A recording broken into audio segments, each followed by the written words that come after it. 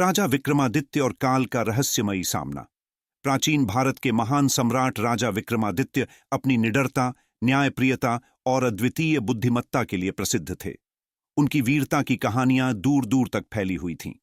एक दिन राजमहल में एक गूढ़ तपस्वी पहुंचा, जिसने विक्रमादित्य को चुनौती दी। हे राजन, तुमने कई युद्ध जीते और असंख्य समस्याओं को हल किया, परंतु क्या तुम काल का सामना कर सकते हो? राजा विक्रमादित्य मुस्कुराए। काल क्या है, और यदि वह मेरी परीक्षा लेना चाहता है तो मैं अवश्य तैयार हूं। तपस्वी ने गंभीर स्वर में कहा, काल से सामना आसान नहीं है। वह हर किसी को अपने अधीन कर लेता है।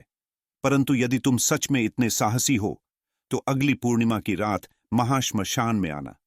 काल तुमसे वहीं मिलेगा। शुरू होती है यात्रा। समय बीता और वह रात आ पहुंची। महाश्मशान का वातावरण डरावना था। मृत सन्नाटा, जलती चिताएं और सरसराती हवाएं। परंतु राजा विक्रमादित्य निडर थे।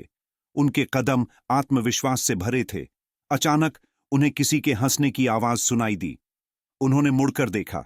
एक काले वस्त्र में लिपटा लंबा और छायादार व्यक्तित्व उनके सामने खड़ा था। उसकी आंखें जलती हुई लाल अंगारों की तरह चमक रही थीं। तुम्हें ढूंढने में ज्यादा समय नहीं लगा विक्रमादित्य। मैं काल हूं, वह व्यक्ति बोला। उसकी आवाज इतनी गहरी थी कि ऐसा लगा मानो पूरी पृथ्वी गूंज उठी हो। राजा ने तलवार निकालते हुए कहा, यदि तुम काल हो तो मुझे हराने का प्रयास करो, पर याद रखना, मैं हार मानने वालों में से नहीं। काल की पहली चुनौती, काल ने हंसते हुए कहा, लड़ाई तलवार से नहीं, बुद्धि से होगी।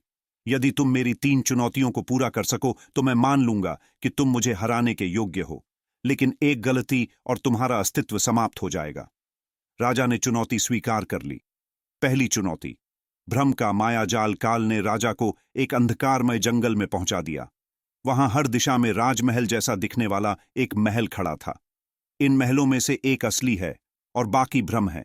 असली महल को पहचानो। तुम्हारे पास बस एक प्रयास है। राजा ने ध्यानपूर्वक महलों का निरीक्षण किया।